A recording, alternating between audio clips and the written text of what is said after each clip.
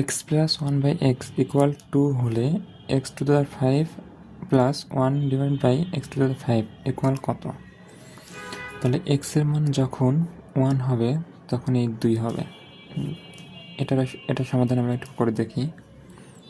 x এর মান 1 plus 1 divide by 1